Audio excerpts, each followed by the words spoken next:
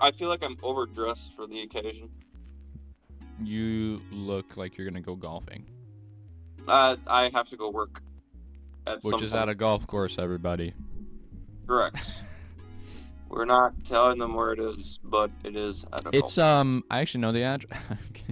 course. Here's the address. It's All right. I feel like by this point we should have an intro. This is Two Guys One Pod. We're the two guys. This is the pod. This is oh my god. episode 4, I think. Yeah, 4 or 5. 4? We can't remember. We do these so spaced I think out we it's can't 4. even remember what episode we're on. Yeah, we were originally gonna double up, but we're not gonna talk about that situation. Yeah, that's a different situation for a different story. Different time. I don't know. It's too early for this. It's 9 o'clock Yeah, it is in the morning. I woke up at 8:30 to my alarm. I woke up at 7 and laid in bed for another hour. Wow. Okay. I guess let's just get right into it. We have the fan favorite activity.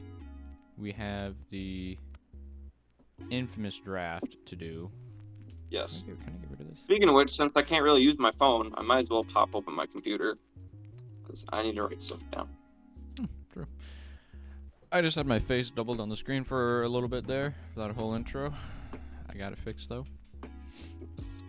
Nice. So That's okay. I'm gonna say what the draft is. It's actually quite funny. it is the most basic draft we've ever done. No, I changed it. You know what we're You gonna changed do? it now? Yes. Thanks for telling me. We're gonna do music genres. Goddamn co-host. We're doing music genres. Oh, okay. Yeah, in a little inside, situation. We're gonna do music genres. Brody will win this. It's actually kind of tough. But I think just because it's us two, I think we can probably go general music genres. You know what I mean? Probably.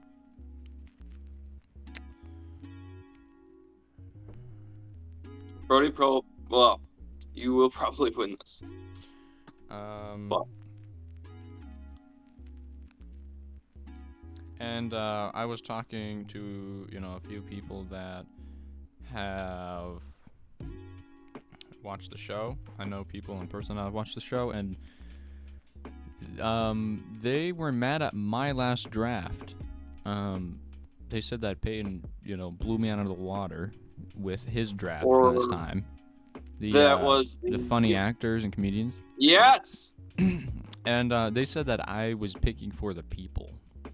And I was like, I was like, there's no way. This is my, whatever. So today I'm doing more me. So. Yeah. I'm picking Paul Rudd because he's my mom's favorite. Oh my god. That's literally what you said.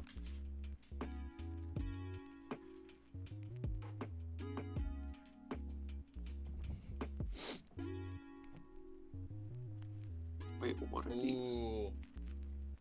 There we go. Let's go. What'd you get fixed? Nothing. I got my list done. My draft. Yeah, we did this on the spot. I just finished my draft. Yeah. And I did not. I didn't even start mine. Like I said, Brody listens to a bigger variety of music than I do. I listen to every genre on my list here. Yeah, I listen to like a couple, and that's Bro's about country, pop, and then that Dude Perfect, make you feel good music. That's literally what it is. Really I can't explain it better than that. Just freaking like the hype music that like no one knows the artist for. It's for like YouTube videos. That's what you listen to. I might find one and play it right now.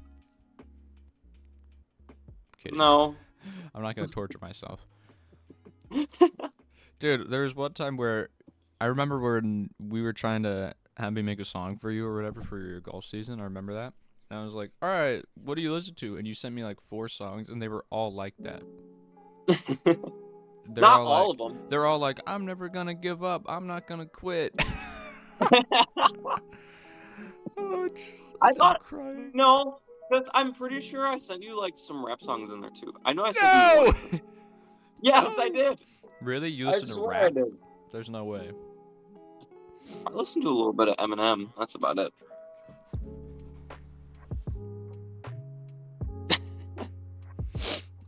Ah, shoot. I want to get to this episode, man. It's been 5 minutes. It's been almost 6 minutes. I'm waiting for you. Okay. Did you start it? Yes, we already did the intro. Yeah. Okay. We don't have a set intro. I don't want to hear it. The set intro is, this is Two Guys, One Pod. We're the two guys. This is the pod. That's the intro. That's Boom. I don't know if I agree with that intro. You got a better one? Okay. Hi, I'm Peter Bender. This is my friend. I hate you. I'm hanging up. Okay. Okay, let's So, do this. you got the first pick last time, right? Oh, wait, no. Yeah. You won that. And you actually ended up winning that episode. So you do get Oh the yeah, first you pick got anyways. first pick. No, you did. Oh yeah, I remember I did got the first 2. So you get first pick today because you won. You were supposed to pick the draft, but you really need help with picking drafts. But you have one for the next episode, though. Yes, I do. I also have been very stressed with a lot of other personal stuff going on, so a lot was going on last night. I could not think of a draft for the life of me. But we're good now. So yeah, stress-free podcast here. I'm gonna crawl right back into that bed when we're done.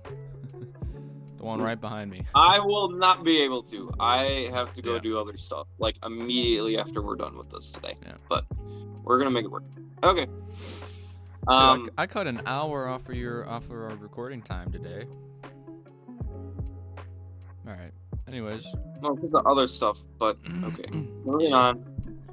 Not to be disclosed. I don't feel like I cut it off. It was a mutual decision. Yes. I know. I actually really want to do that, but this guy. Anyways, Well, let's do this draft. I'm sorry. You decided to do the most, like, set in stone stuff on like the busiest week I have of like the entire summer. Yeah. We're talking about this anonymous guy. Nobody will know. Well, it's not like I said like what this person is doing. I just said they're busy. Yeah.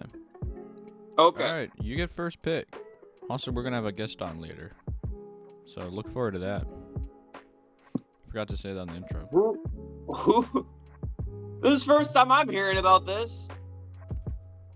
You know. Oh dude, no! Wait, my bad. You're so dumb. We talked about this.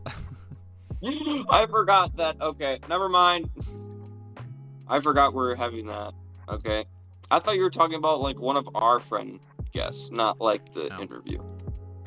Yes, I know about the interview. Oh shoot. Oh, okay. No, wait. There it is. Okay, what's your first pick? So, are we getting like? Oh dear lord. Are we getting like very like specific, or are we just saying like the? I think you can if you want to. You can, but if you say rock, and if I say that somewhere, then I think we should be specific. I think we should be specific for the big genres like that, like pop as well. Okay. Again, I'm going with my personal picks. I listened to this.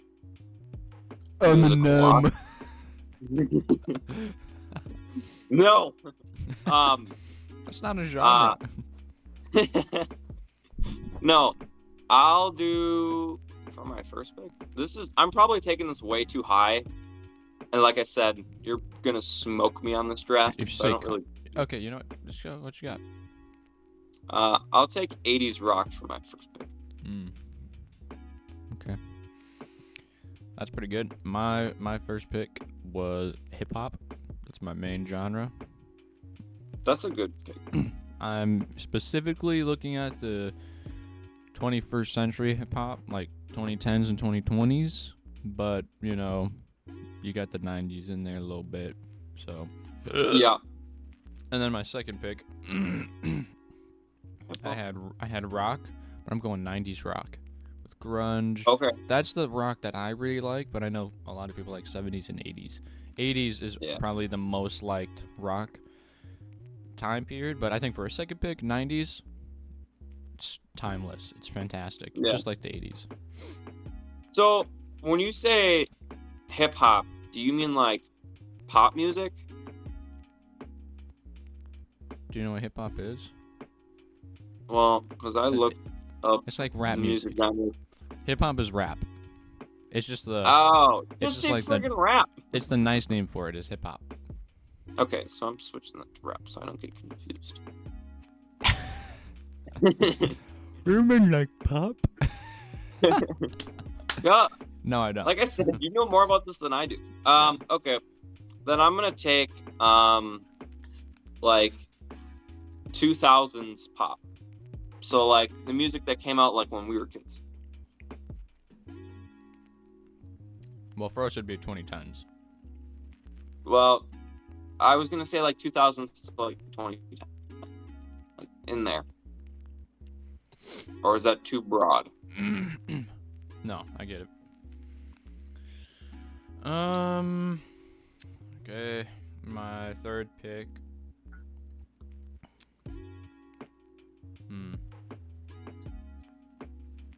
I'm gonna change my third pick on the spot. We are going to go R&B, rhythm and blues. Okay. This also is commonly mixed with soul. It's it's the really heartfelt music,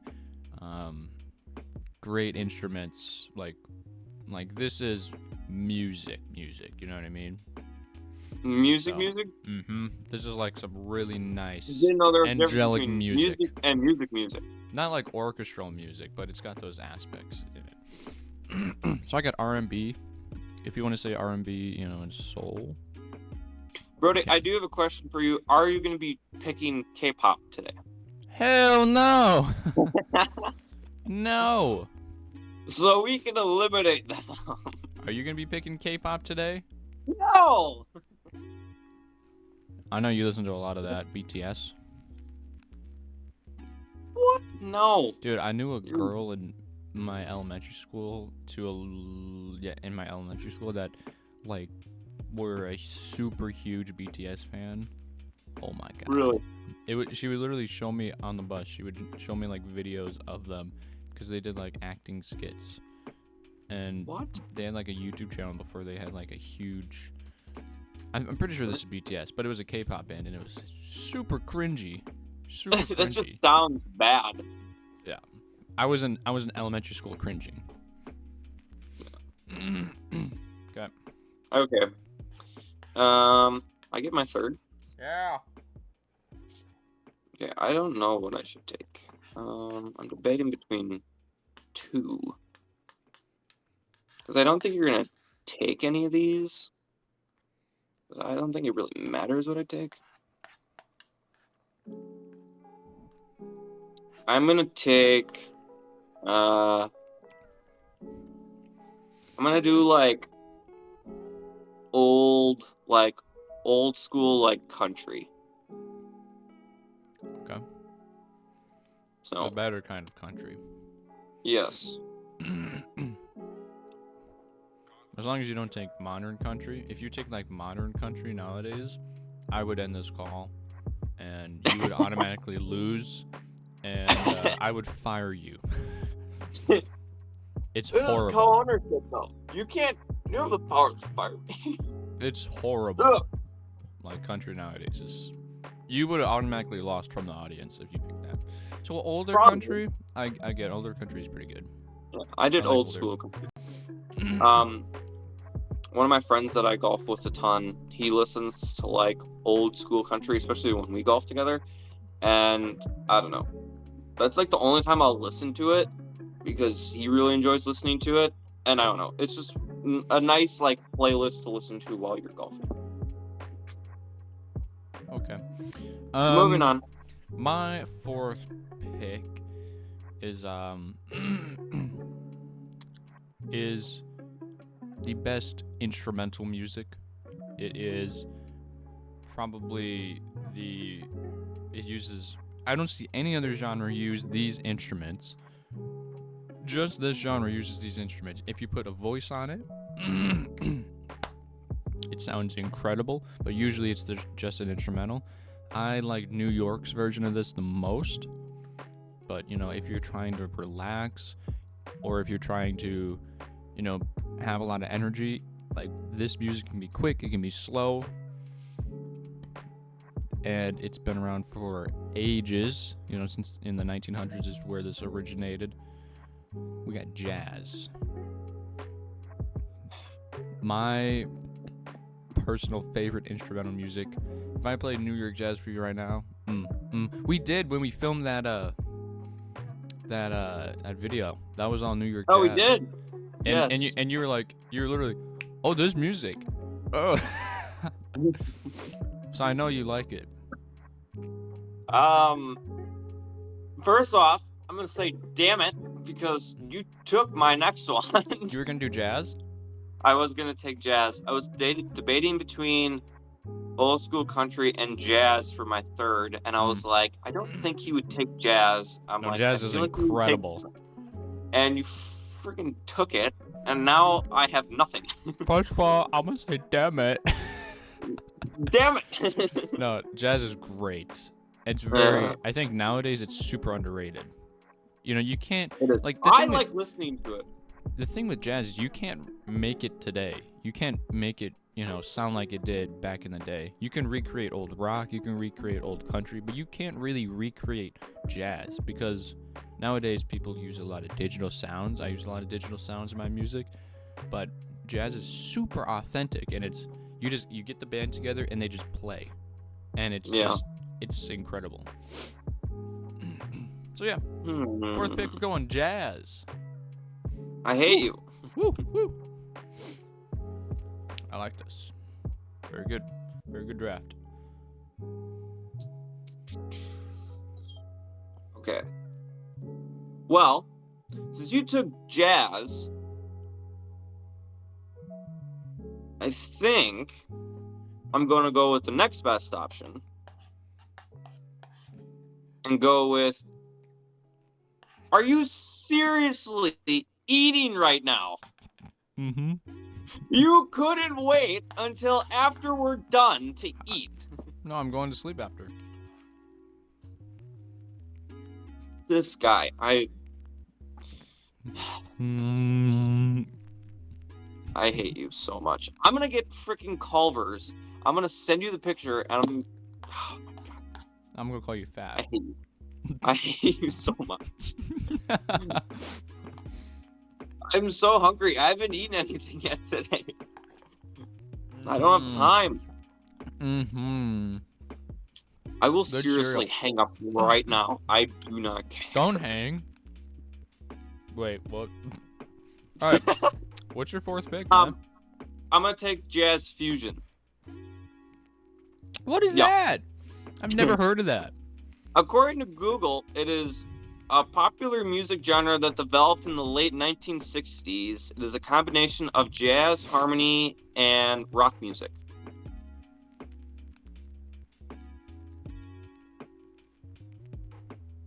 Yeah. Okay. Are you looking it up right now? No, I'm just looking disappointed at you. All right. You took jazz. I didn't know what else to pick. Like I said, I only listened to like 3 genres. Everything else, like jazz would have been my fourth, but you took it. Yeah. So now I have nothing. Jazz fusion. All right. I got nothing. Anyway, take your last pick. I don't care. I think this you just have to do. I think this is the safest option for my number 5. I'm doing pop. But you took 2000s and 2010s. Yeah. I'm just gonna do I'm gonna do 90s pop. I wouldn't do 2020s. I don't think, we're only 4 years into this decade. I would not, me personally, I wouldn't take 20s. Yeah, and I don't really like pop nowadays. It's all very, I just don't really like it. But the 90s pop, I don't really like it either. But, Britney Spears, Beyonce, all those stemmed from the 90s and, iconic pop, literal pop stars came from the 90s. Brody so I think 90s pop is probably the best. Brody likes listening to Beyonce's music. You like listening to Dude Perfect instrumental music, okay?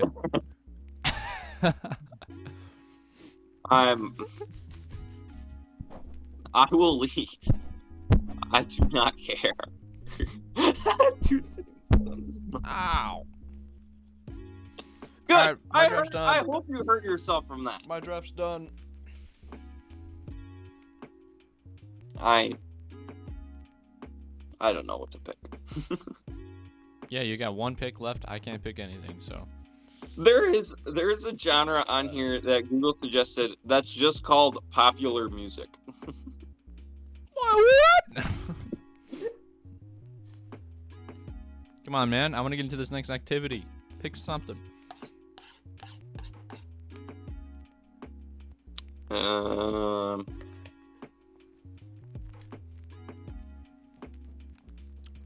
Okay. I'll just pick classic rock. So like classical rock. What's classical? What do you mean? What's classical rock? Like when? Because you picked 80s rock already. That's 40 years ago.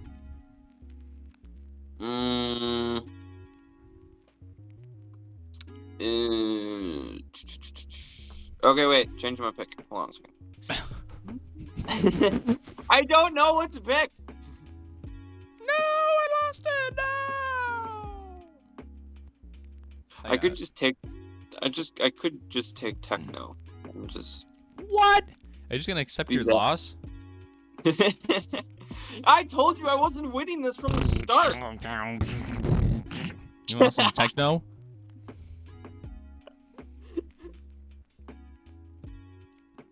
All right. Actually, I'll take blues. Okay. Done. Okay, fair enough. We'll see who won that. Let us know in the Spotify Q&A down below who won that one. Brody. This better be the first draft that somebody wins. I won last week. I won our last draft. Well, Spotify still says 50-50. You literally said that majority of the people took my draft over yours. That I've talked to. But they haven't put it in. If they did, then you'd win. But so far, we've always been tied. So, okay. Anyways. Well, Ben, I have a little challenge for you, okay? Okay. So, you're broke. You only have $15. All right? Okay. Wait. Yeah. You only have $15, okay? Okay. You are challenged to make the NBA team most likely to win a title. Okay? So, I thought I saw this. There's like 100 different pictures. This one is based on 2022 players, but there's also some all-time players and some, yeah. I have to pick 5 players then. No kidding. Starting 5. So what's Well, some of these challenges are like pick a duo, pick big 3. Like no, we're doing a player. We're gonna go player by player, position by position. But here's the thing: if you have money left over, I'll let you have a 6-man. Okay. So that's a little different. And we're gonna just for fun, we're gonna say every player here is in their prime. So you got to make the most cohesive team here. All right. That's going to win a title. Yeah. We're going to start with the point guard. How much players cost? Yeah, of course. I'm going to tell you. Okay? So starting off with your point guard, all right? Yep. $5. Steph Curry. Okay. Yeah. $4, you got Chris Paul. Pretty good. $4? $3, you got Westbrook. That's, also prime Westbrook is $2. You have Ben Simmons. Yeah. And then $1 you have John Wall.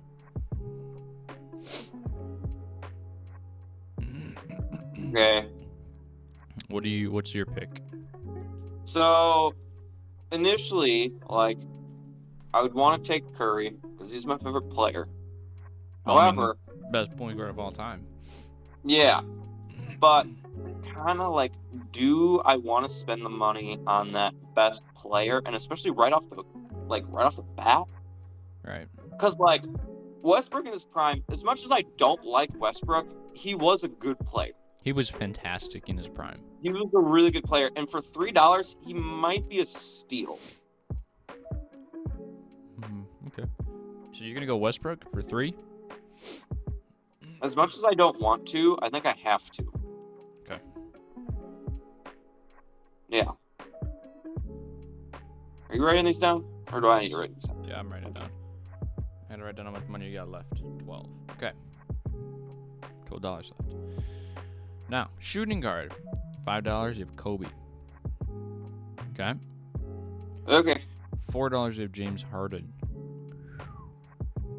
$3, you have Devin Booker. $2, Zach LaVine. $1, D'Angelo Russell. Who was my 4? James Harden. Oh, no.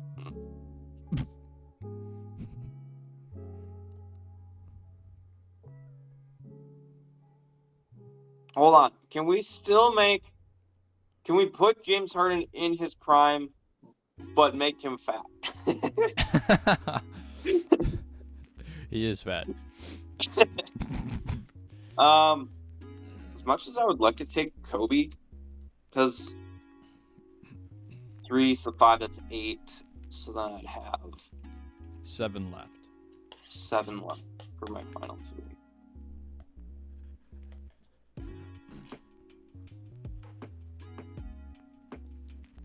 Yeah, but the thing is, you're going to surround Kobe with amazing players. Is he going to pass the ball? You know what I mean? Yeah, I don't know.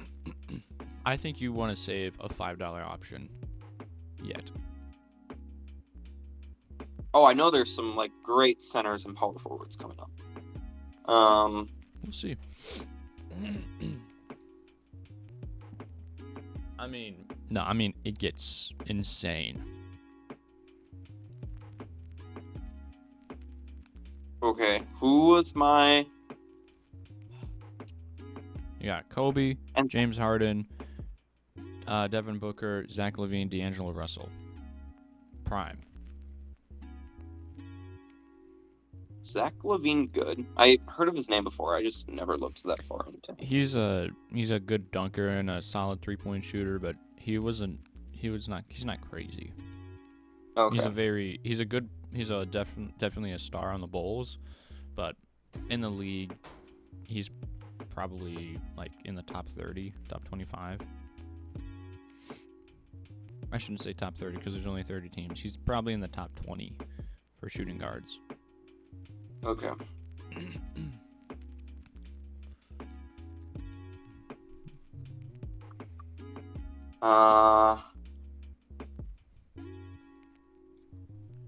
Yeah, we'll do LaVine. Really? Yeah. I don't know. I feel like there's gonna be some really good options for the last couple. I already got $10 left. Okay. Small forward. $5. LeBron. Debatably the greatest of all time. He's not, but we're not going to get into that today. $4. I mean, I don't think he is either, but $4. Kawhi Leonard. Good defensive player. $3. Jimmy Butler. $2. Are we talking normal Jimmy or playoff Jimmy? This is for the title. This is in the playoffs. Okay. $2. Jason Tatum. $1. DeMar DeRozan. Very good options on the small forward list here. Yeah. All of them would work great, but You're probably looking at the $3, $4, or $5 option. Yeah. Because if you look, where's your defense right now? Westbrook has all your defense so far. So Kawhi would be insane, but pretty much every single power forward and center are amazing defenders. So, yeah. And LeBron does it all. Okay. He can play. He's literally played every single position before. I do not care. I'm not taking LeBron. It's either going to be prime LeBron, dude. Oh my God. I don't care. He was nasty. I don't care.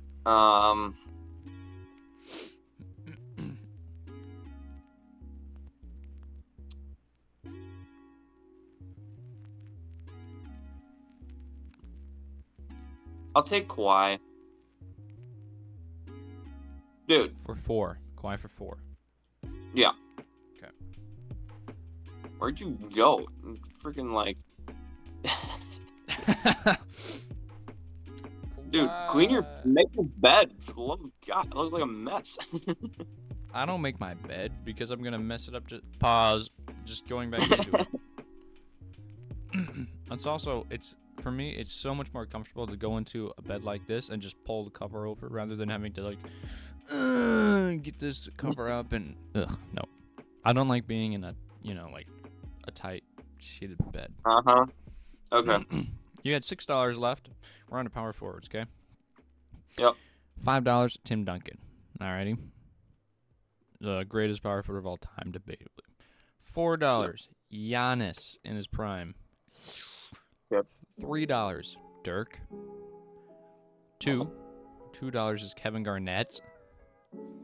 And then $1, inside joke, we got Ben Griffin. Blake Griffin for $1, but Ben calls him Ben Griffin. Yeah, Ben Griffin. He was crazy in his prime as well. Very really good options. Fantastic options. I mean, so basically, whatever I pick here, can I know what my center options are? No. You have $6. So now, see, here's the stupid thing. I would like to know what my centers are before I spend the money. Can't do that. That's dumb. You have some great centers, though.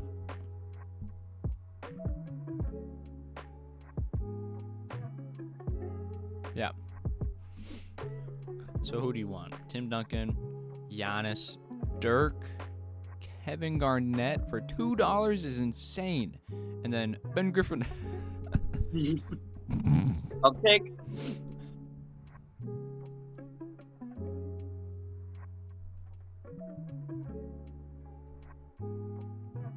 Giannis. You're gonna take Giannis for 4. Yeah. Okay. Damn. I think you're gonna regret it. Oh. You're at $2. Yes. Those are not good options. Okay. Center. I hate you. $5. You got the Diesel. You got Shaq. In his prime. I knew that was coming. $4. Karl Malone. Okay. $3. 2 MVPs for this guy. The Joker. This is Jokic for $3. $2. Marc Gasol. And then $1 Joel Embiid. Now see, Embiid does have an MVP. He's a flopper. He's gonna get injured. He has an MVP. So does Shaq and Jokic. Yes. Doesn't Shaq have a DPOY too? I think so. Yeah, I'm pretty sure it does. So you pretty much got Embiid or Marc Gasol. Marc Gasol was in the Olympics. He was pretty solid when he was good back in the day. You are wrong. No, that was Pau Gasol. My bad. Shaq did not win a Defensive Player of the Year. Wow. Well, he probably got robbed of one. Probably. Yeah, you are left with pretty interesting lineup here. What are you going with? You going with Marc Gasol for 2, or are you gonna go with Joel Embiid and then pull a 6-man? For $1? Yeah.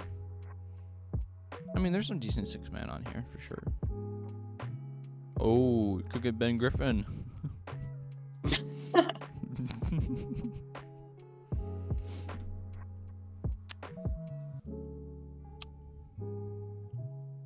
Yeah, give me Embiid and then give me Ben Griffin. Really? Yeah. Embiid. 6 is better than 5.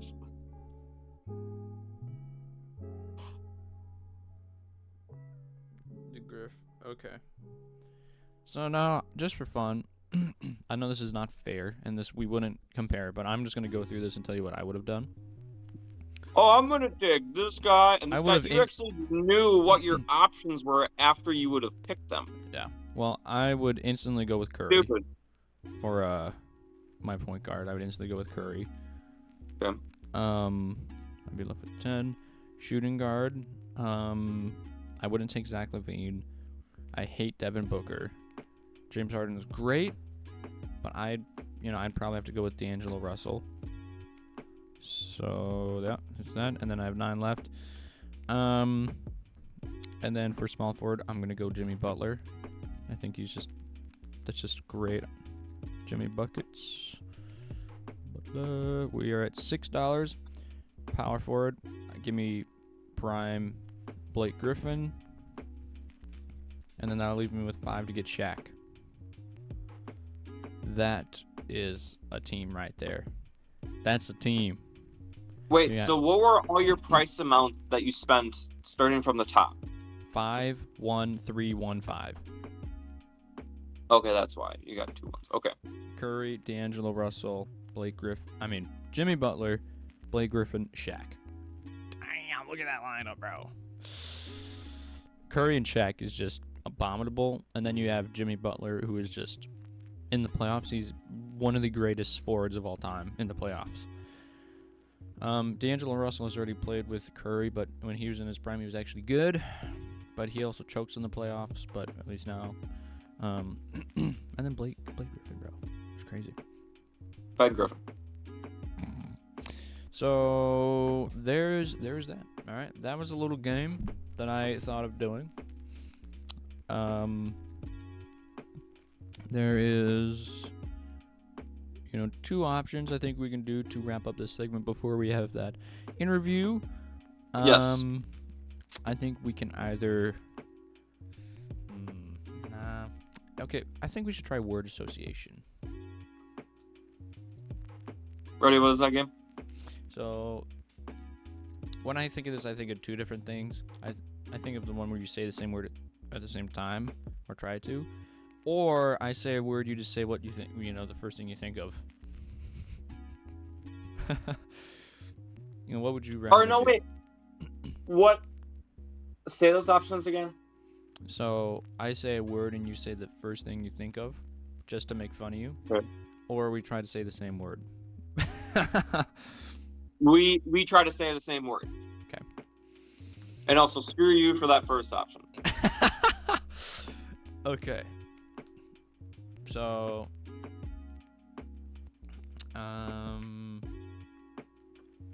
okay.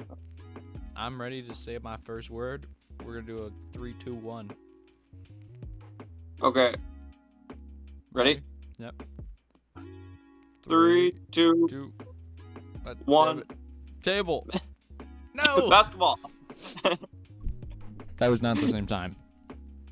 Well, I'm not gonna cheat based off of what you said. Like, I'm actually gonna say what I'm thinking of. Even if we're out of time, like if we're not timed up right, I'm not gonna cheat. So. Basketball and table. Okay. Okay. Ready? Yep. 3, 2, 1. Table Court. tennis. Table tennis is good. Table tennis and court. Oh my god! It's right there. Oh, I know. Okay, ready? 3, 2, 1, tennis. Tennis. Yeah! Bang. Bang. We're so much better than this than other people. Yeah, we are. That'd I be want to funny. try to get... Dude, I did it with Gus on the way back from Six Flags, and we got it in one try like 3 times. What? It was insane. We'd be like, tire, and then we said road, and then we said like decompose in one try. It was insane. What? I don't Gus know. is a special breed. Well, I mean, we were just on the same wavelength, you know? Yo. So, I think we should go again.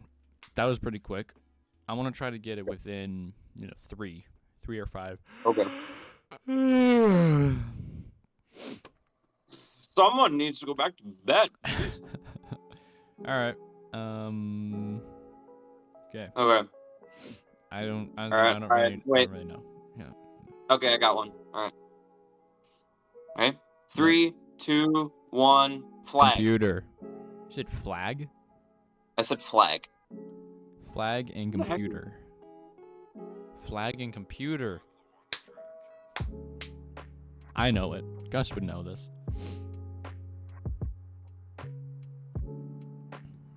Okay. Ready? Yep. 3, 2, 1. Floppy disk. Virus. What? Virus? What? Virus and floppy disk.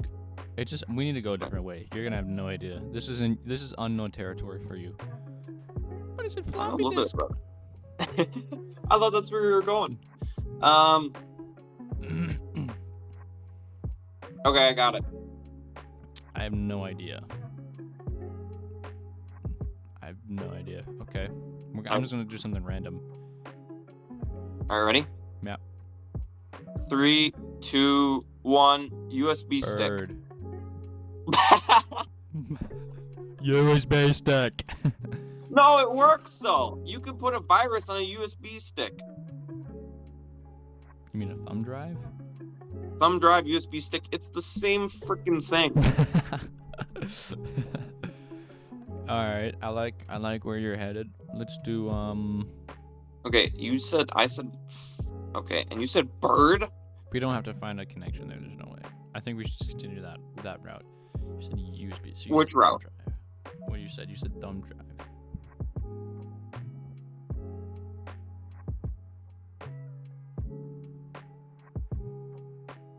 Okay, I got it.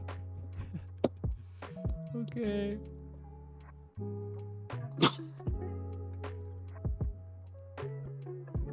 I got it. Okay, ready? Yeah. 3, 2, 1. Motherboard. USB port. Ooh, motherboard is good. Did you look that up? No, I did not. I just know that. No, you don't. Yes, I do. You want to see what I'm doing?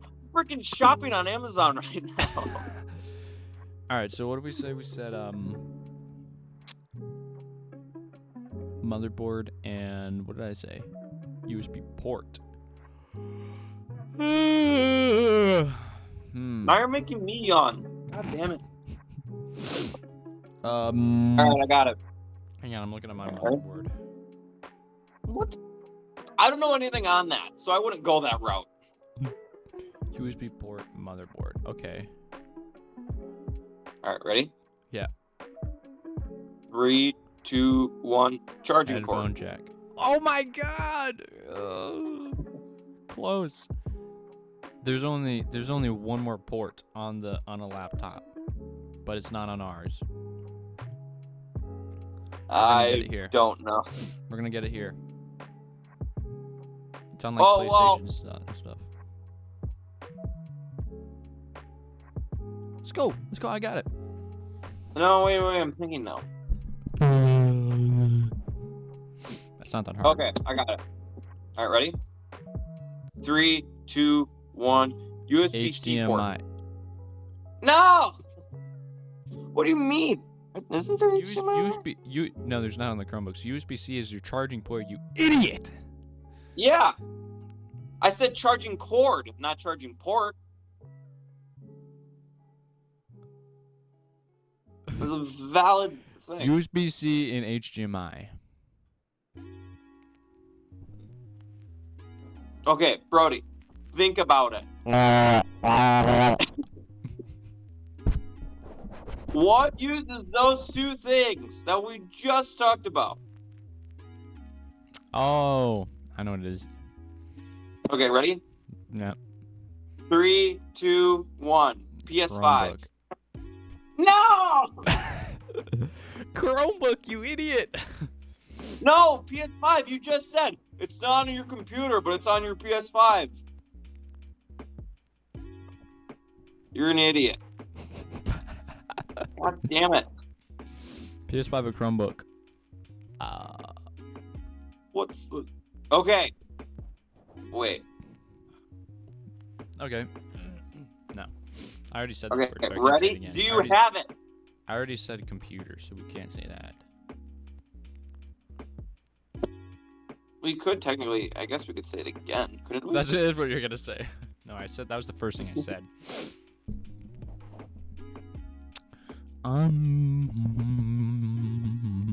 Okay, I guess I got an idea. Wait. I know what to say. Okay. Brody, think. I'm thinking. What? Can I give you a hint? Because I feel like I want you to get this. I know what I'm gonna say. That's only $200. Does your answer start with a T or start with a D?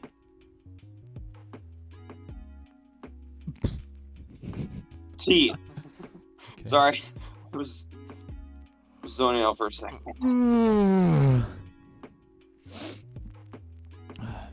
Okay, I'm ready. Alright, ready? Yeah. 3, 2, 1. TV. Technology. Oh, we can get this. We can get this. Technology, TV. This is easy. This is easy. Wait. This is like... I don't see it. We got it. It's right here. Come on. Come on. I'm not giving you any hints. Come on. Did I say this thing already? No.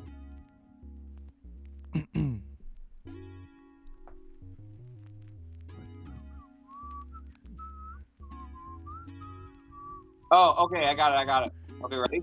If you get this wrong, I'm gonna smack you. I probably will get it wrong. Okay, ready? Yes. 3, 2, 1, monitor. Yes! Yeah! Yes! Let's go. Okay. Yep, it was, yep. Yep.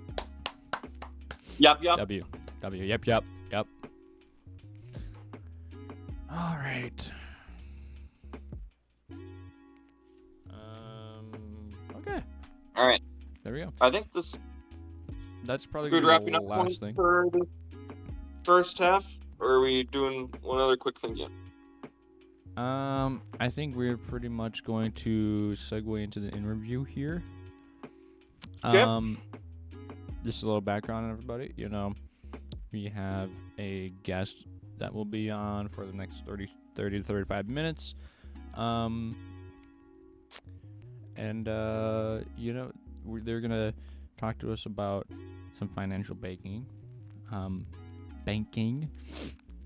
Very interesting stuff, very useful stuff, especially for me and Peyton. We're getting older to the point where we have to actually really know the stuff. we have to really know and learn about the stuff. And this is a new, from what I know, a new type for landlords, which again, I know when I'm out of high school next year, I'm going to need an apartment because my school doesn't have a dorm.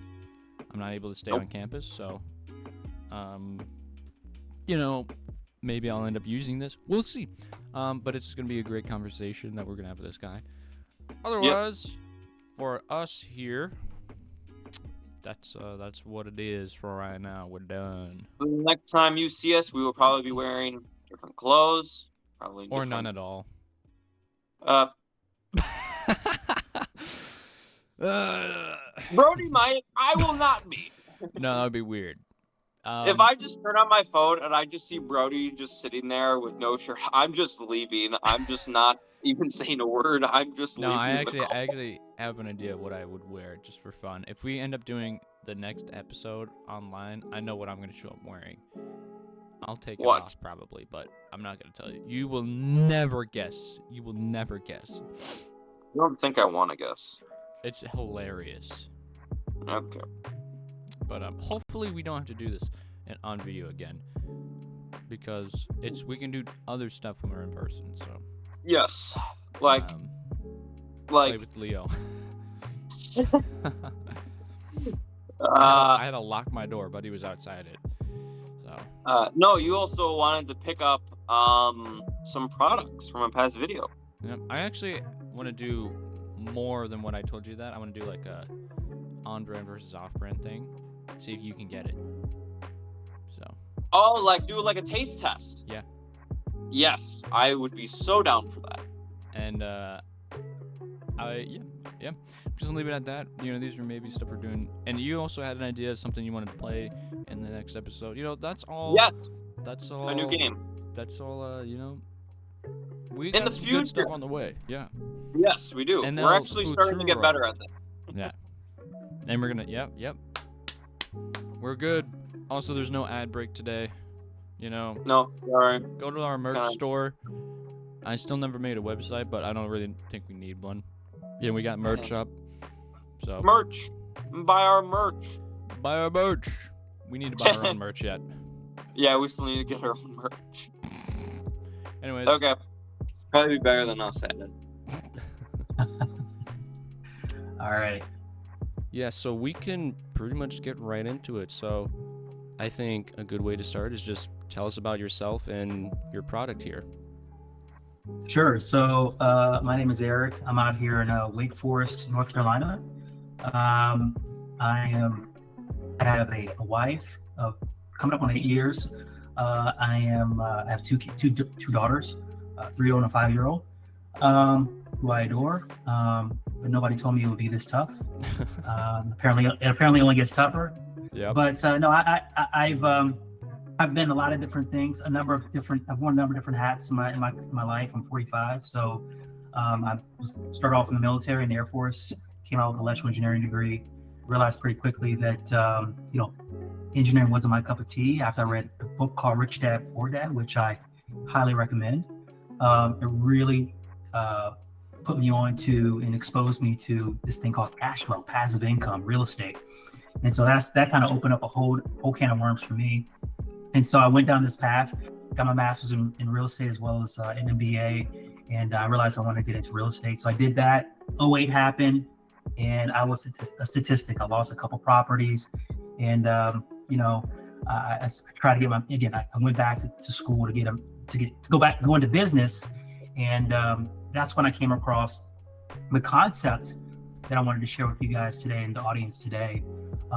It's something that if more people knew about, they wouldn't be subjected to the whims of the market, volatility and whatnot. It really puts you in control. And I like to speak primarily to a few different audiences, veterans, entrepreneurs, but I really enjoy speaking to real estate investors or landlords because I feel like they provide a really good ones, right? The majority I feel like are good, right? There's always going to be some bad apples, but yep.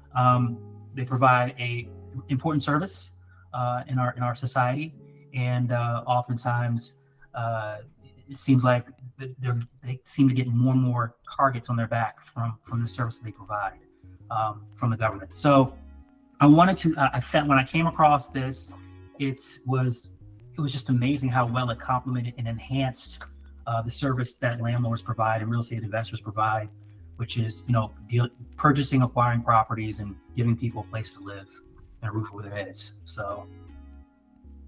Nice. Yeah.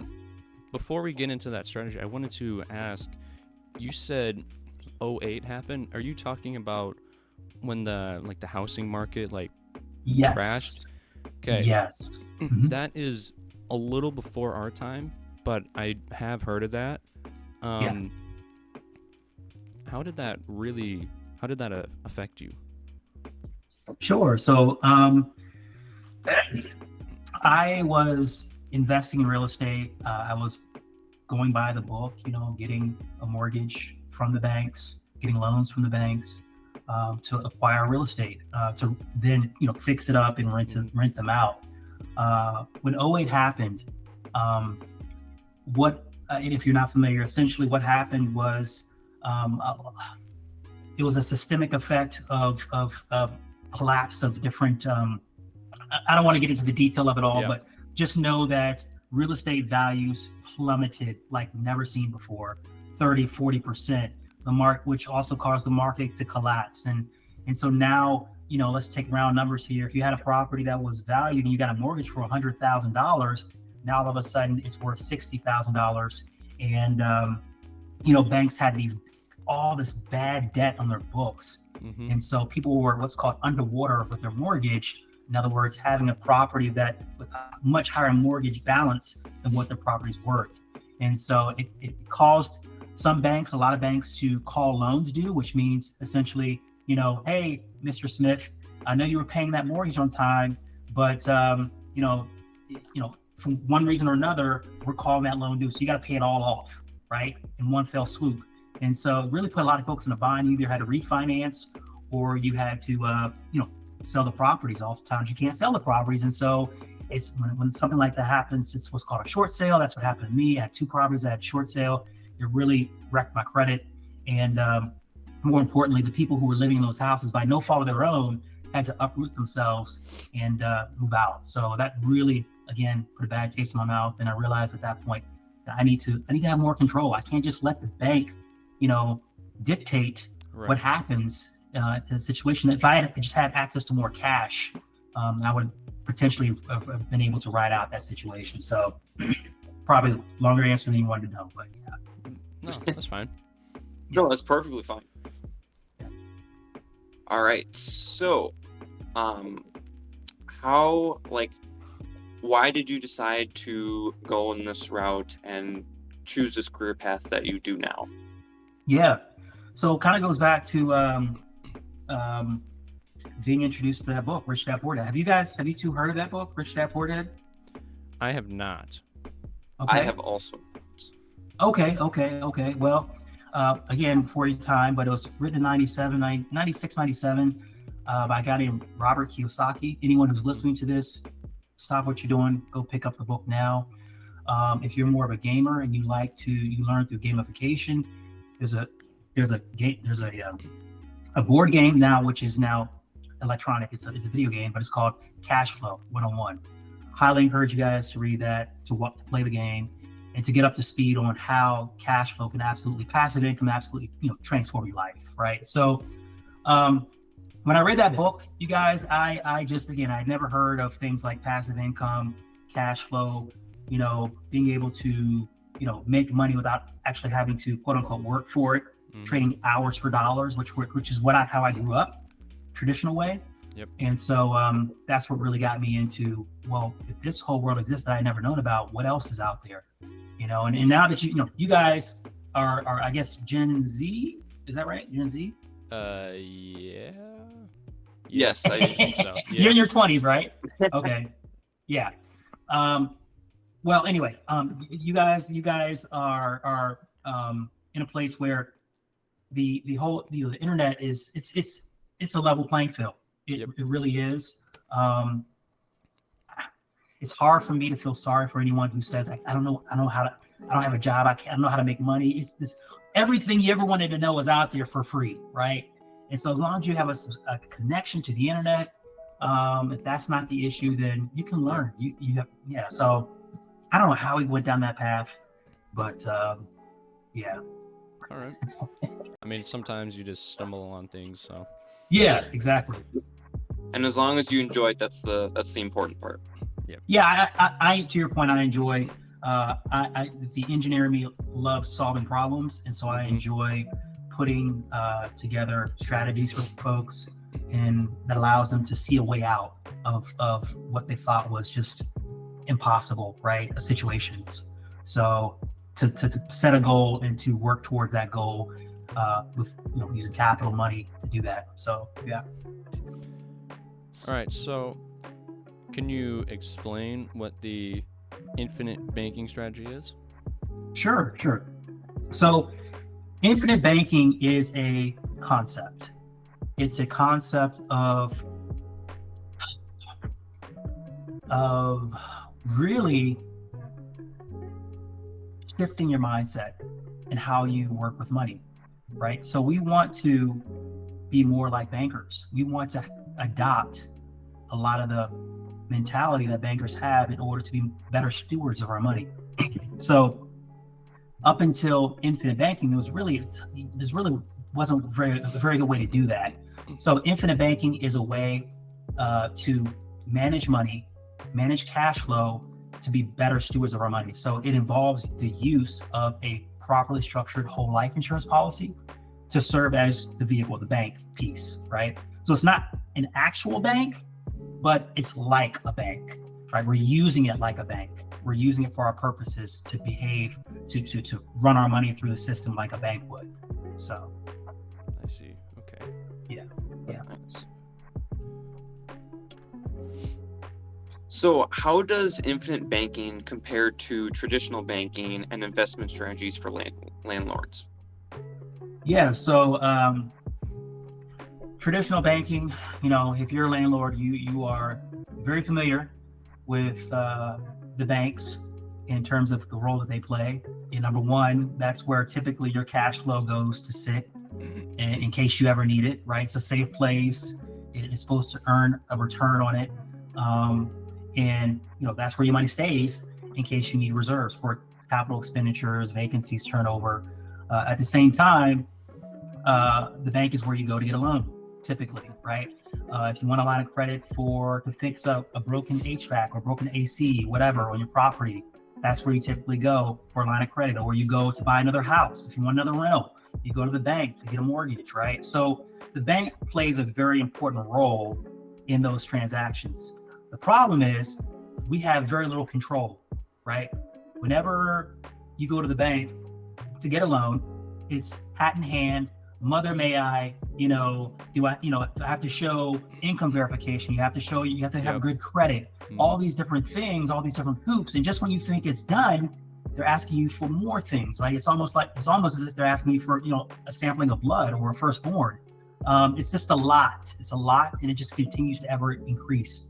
And so infinite banking starts to incrementally remove that piece. It weans you off of that system by allowing you to be more self-reliant, by allowing you to set up your own banking system, put that in place.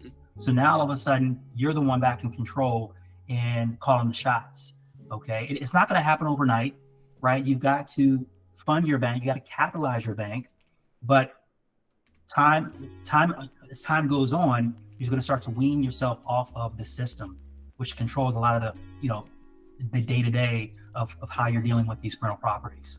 So. Okay, so it sounds like you are appealing to a lot of landlords, correct? Yeah.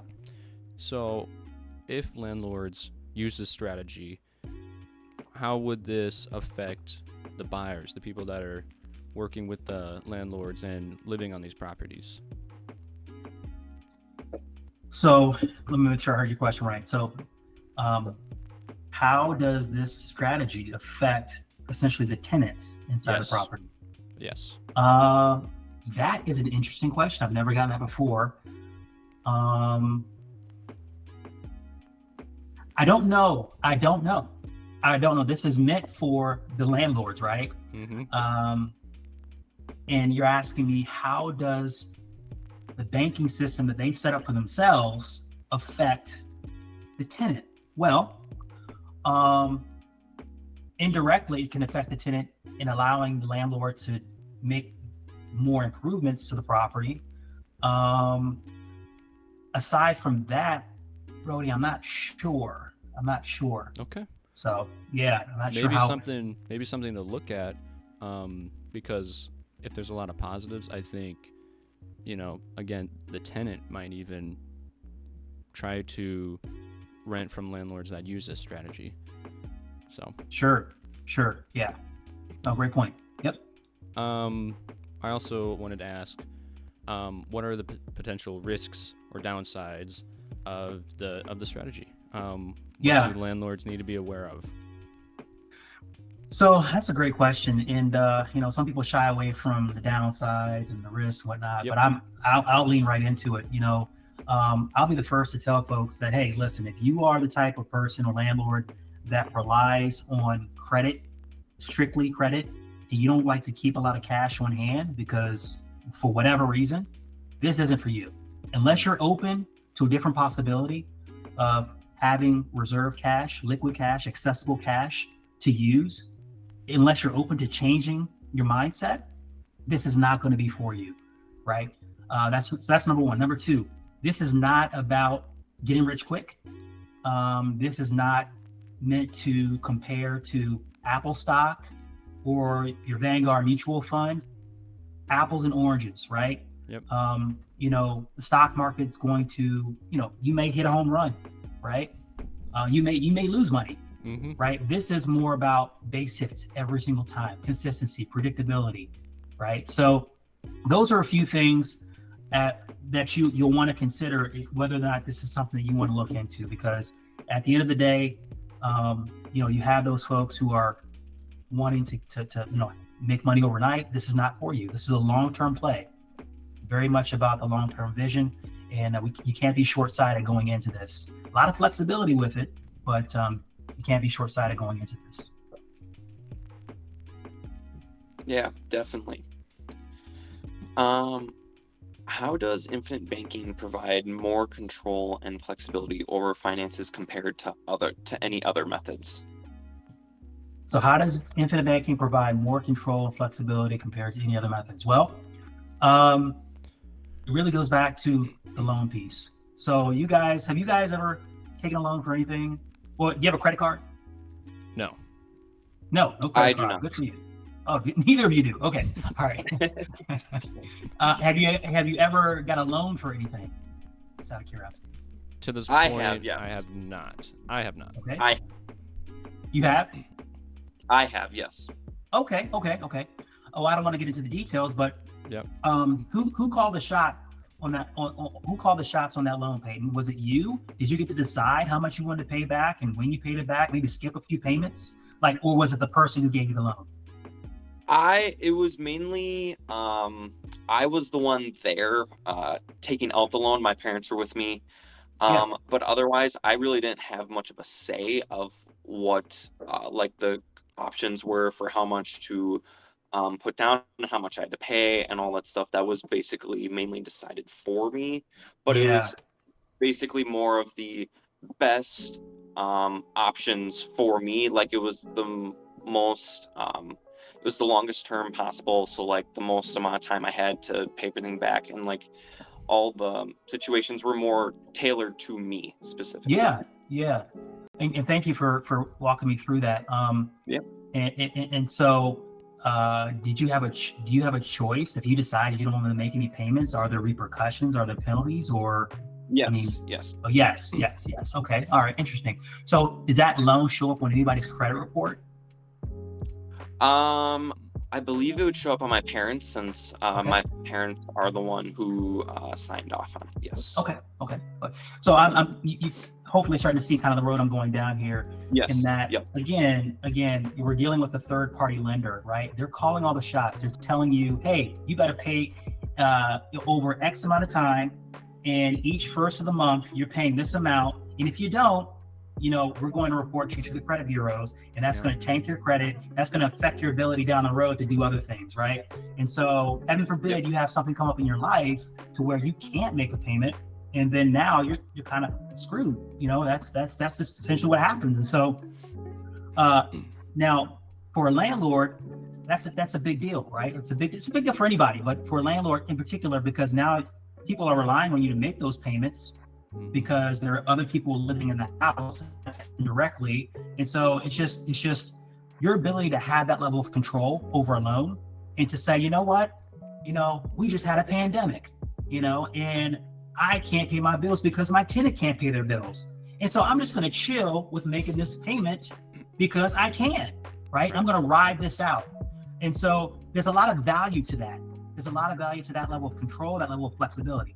There's value to the idea that, hey, this loan doesn't show up on my credit. It's completely private. right? There's a lot of value to that as well. There's asset protection piece too. So there's a lot that that is included with the infinite banking strategy that involves, high level of control, a high level of flexibility that you just don't get out there with traditional methods of taking loans, right? Do you know any? Sorry. Do you know any landlords that have actually used this strategy? Oh, plenty. How do I know? Because I've worked with them, right? I've worked with hundreds of landlords, put this in place, and yeah, it's just a game changer for their portfolio. It's just another tool in the tool. I'm not going to say this is the end all be all, right? This isn't the only thing you should have, but it's an important component of all the different tools at your disposal, right? So yeah. So would you say that all of the landlords that have used this, do you think that it was more successful? Well, that's a good question. So when you say it wasn't more successful, what do you mean? Like, did it work better for them? Yeah. Well, it just depends on the situation.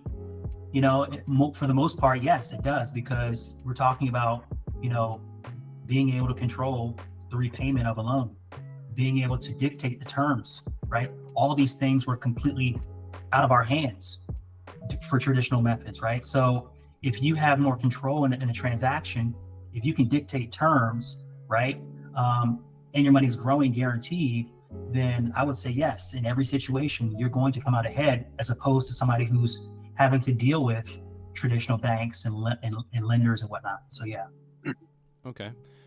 So I know you've said it a bunch already, but if I was a landlord and you were selling this to me, if you could put this into one sentence, how would you put it, and how would you sell this idea? Oh man. One sentence. I show landlords how to use infinite banking as a means of protecting. I show I show landlords how infinite banking can protect. Give me. I appreciate the. Give me a second here. Yep, you got it.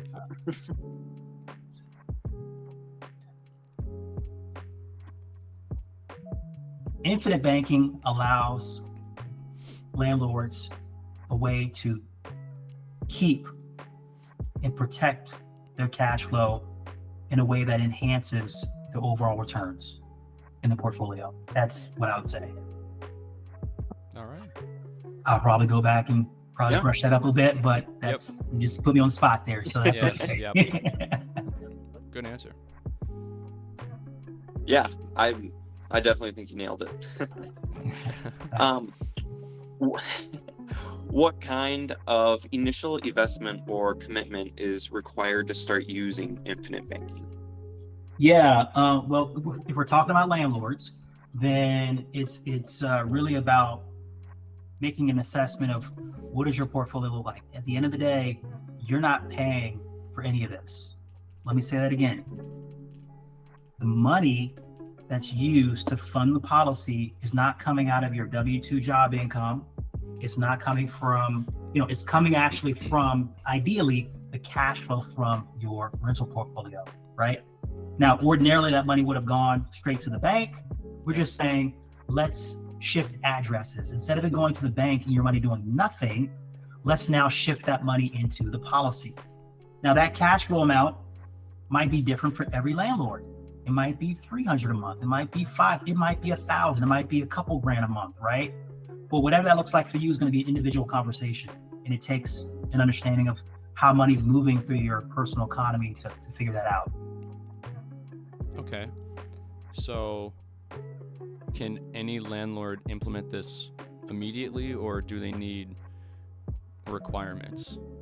Requirements. Of course, we got to have requirements. So unfortunately, you can't just, send in a check and just get your infinite banking policy up and going. I wish it worked like that, but that's not the case. We are, at the end of the day, this is life insurance. And so we are dealing in the business of people's lives, right? So each contract is on a person's life. And if you're the person who has one foot in the grave, then the insurance company is not going to extend an offer to you or write a contract on you, right?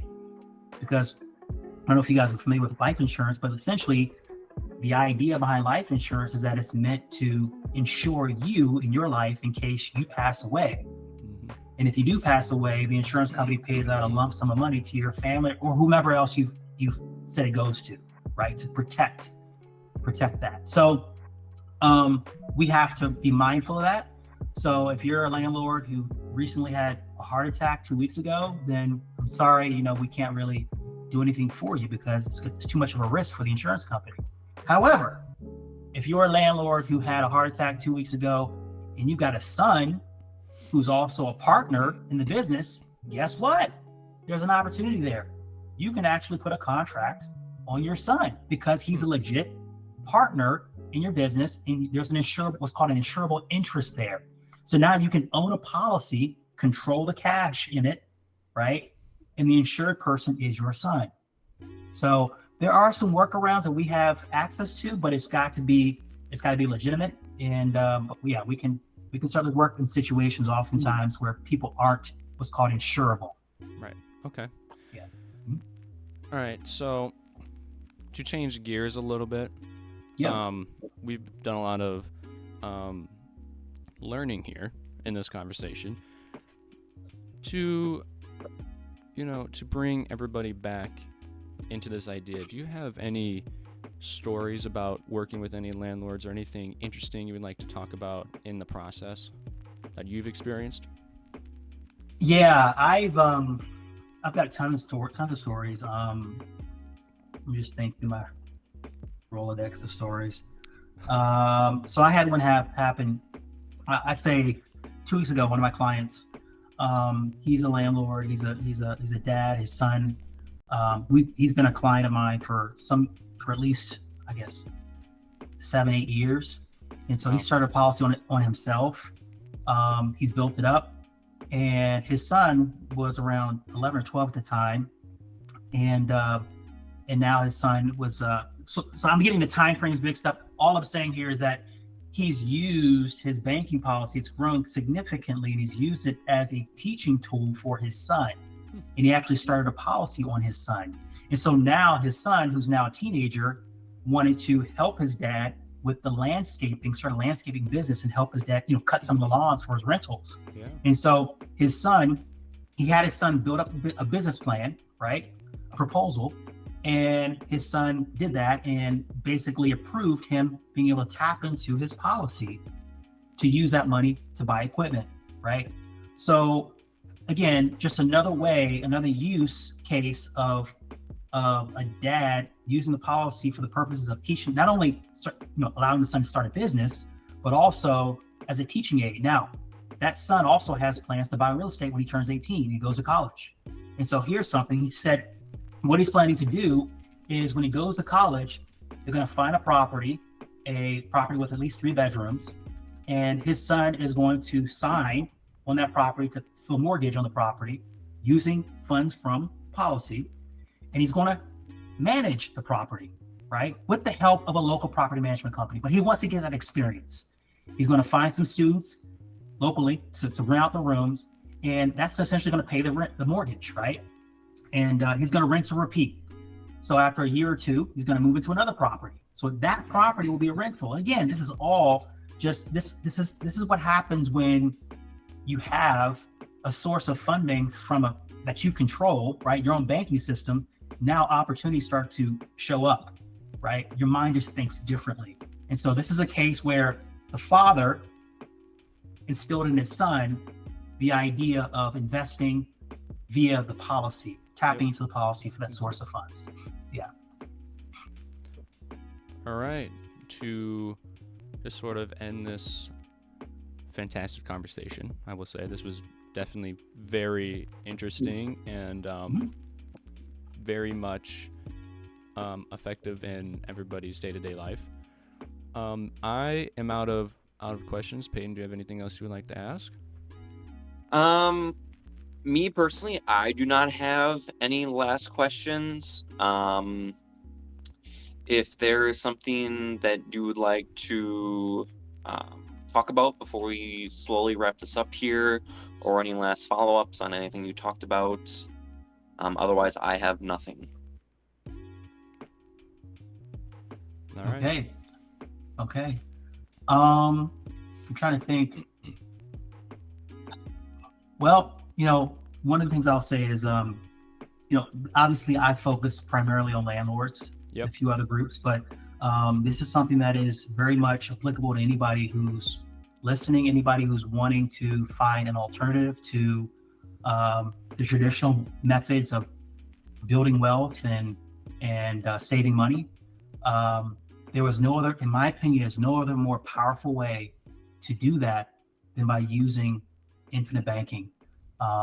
We've barely scratched the surface, and it was a very short conversation. We barely scratched the surface in terms of what it can do. But I think that it's worth, anyone who's listening, it's worth digging a little deeper and finding out more. When I got started in this back in 2011 and got my first policy, now I have 7. When I got my first policy, there was not much out there. I encourage everyone to check out the book, Becoming Your Own Banker by Nelson Nash. It's a very quick read. He's widely regarded as the father of this concept. He passed away a couple of years ago, but he's the one who found out that, hey, banks and corporations are doing this on a large scale. Banks are the biggest purchasers of life insurance. Most people don't know that. And they use it for the purposes that we're trying to help the everyday person use it for, right? To have more control, to have more guarantees, and tax favored growth and things like that. So why not skip the middleman, and as opposed to putting money with Bank of America, Wells Fargo, earning less than 1%, getting taxed on that? Why not look at infinite banking, using a properly structured life insurance policy to build wealth and to save and keep cash? So. All right. Well, thank you for being on the show. Yeah. If you ever want to come back on, that's fantastic. We can continue this conversation. Maybe go some different routes, but okay. I think this was definitely very educational, and I think a lot of landlords should definitely consider looking at this strategy. Absolutely. Excellent. Well, thank you guys for having me, and keep doing the great work that you guys are doing. I appreciate you allowing me to be a guest and share my knowledge. And like I said, when you get a chance, man, check out Rich Dad Poor Dad and Become Your Own Banker. 2 must reads, okay? Yes, sir. Absolutely. All right, so that is it for this episode. This is the outro for this one. I'm paying how to go. I'm doing this as I'm editing. As you can we did our typical stuff at the beginning, but we had a guest on today. As you saw, fantastic conversation we had. Landlords. This is, after having this conversation, I'm sold on the idea, and I'm not a landlord, so definitely highly consider this strategy. I'm gonna be, when I am going back to college, I'm going to be in an apartment. So, if Eric wants to be back on to talk more about this, I would like to know that if, when I'm a tenant, when I'm staying in an apartment or renting,